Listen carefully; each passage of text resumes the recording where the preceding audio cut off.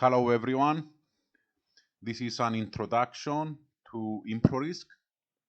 ImproRisk is a web application tool to conduct deterministic dietary exposure assessment. It combines food consumption dataset with occurrence dataset, the concentration of chemical substances, and calculates the exposure rates for the population. One can load two kinds of datasets. The food consumption data that usually comes out of a dietary survey, and the food items need to be coded with EFSA's FoodX2 classification system. And the concentration data, the occurrence data, where also the food items need to be coded according to EFSA's FoodX2 classification system. The food consumption data set may contain demographic characteristics of the population, and especially needs to contain the individual's own body weight, so that the exposure per kilogram of body weight will be calculated. Let's go over the different functions of the application. First, we have the substance tab. Here you can define the substance information, such as the name. You can type in the name. You can select the substance category. You can type in a reference value for that substance if this is applicable, the type of the reference value, and the frequency type of exposure assessment, whether it will be a daily exposure or a weekly exposure. Next, we have the occurrence tab. Here you can see the occurrence dataset. You can upload a new occurrence dataset or create your own here. In the occurrence dataset, when you upload a new one, there are some file specifications that need to be you need to be aware of.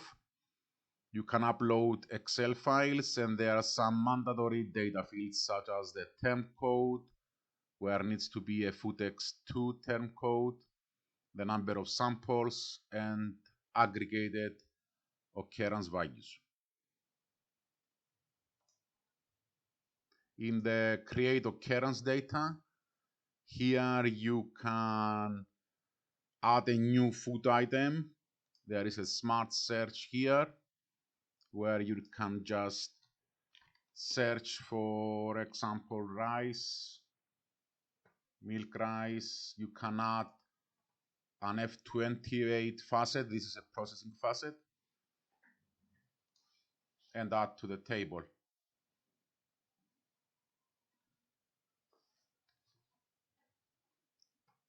We also have the consumption data set, where you can see the consumption data.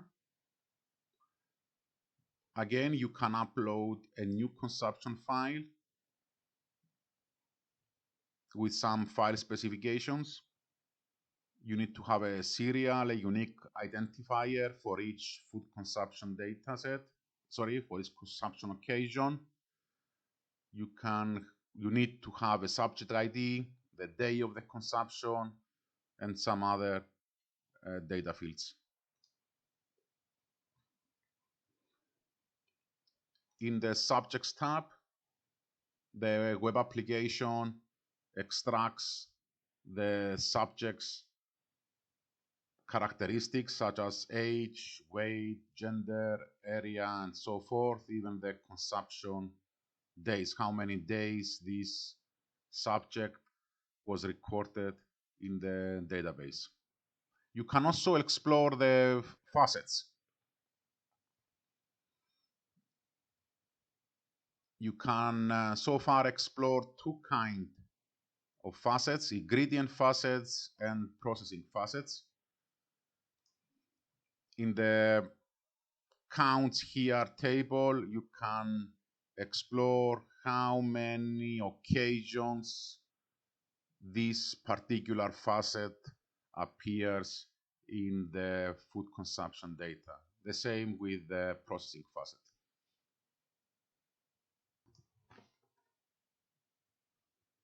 Let's move on to the exposure tab.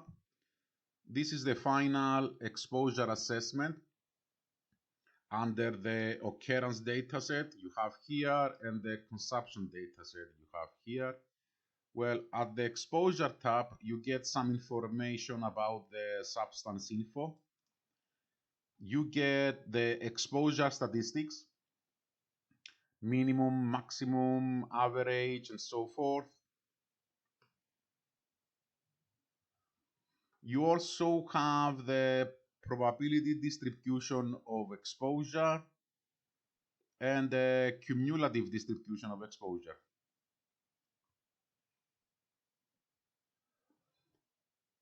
The exposure statistics can be downloaded as an Excel file,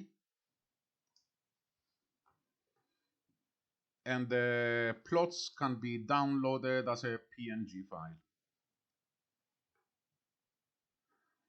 You can also perform some data exploration for the exposure assessment.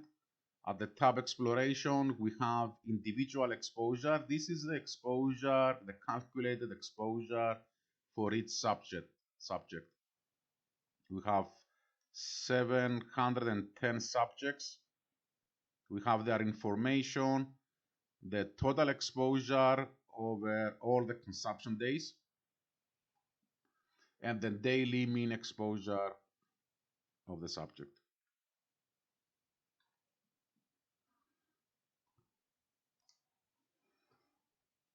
You also have the option to the availability to select a scenario. You can select here in tab options the lower bound scenario, the upper bound scenario for the distribution of exposure. You can customize the number of breaks here for the probability distribution, the number of decimals, the plot height, and the plot width to make it more presentable. Now let's move on to the contribution tab. Here you have the contribution tab where you can see the contribution of each food item to the total exposure.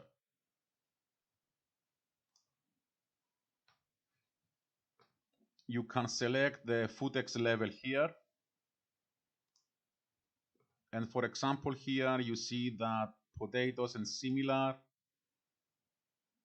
is responsible for the 48% of the total exposure.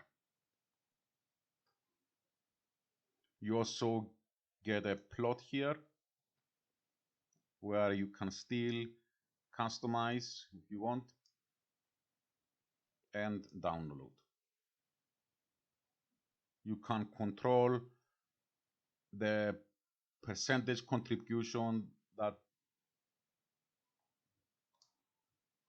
is visible in the plot.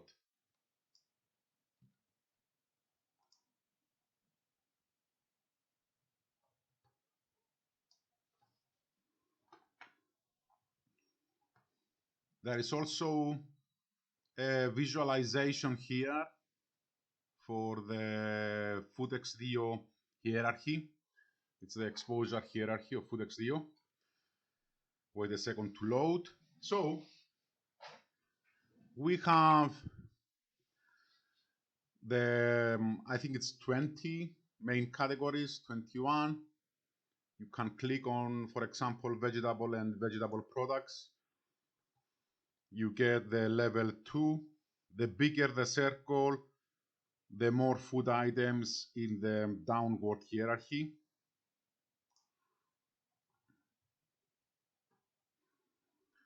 In the next tab, we have the log.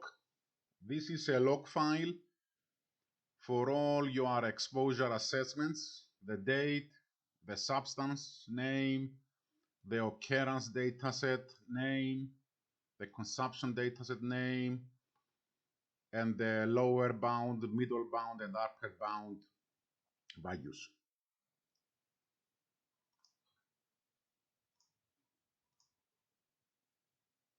You can again download this as an Excel file.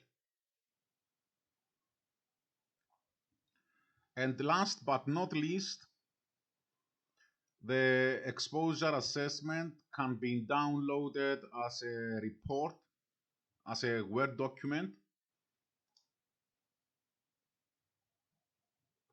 So here a Word document is generated with more information about the exposure assessment. We are going to describe this document in a later video.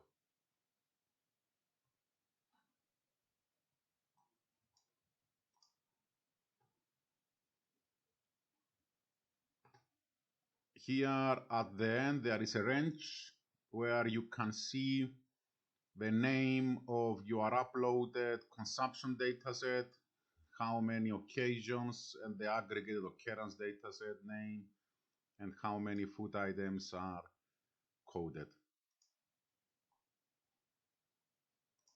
Thank you very much for watching.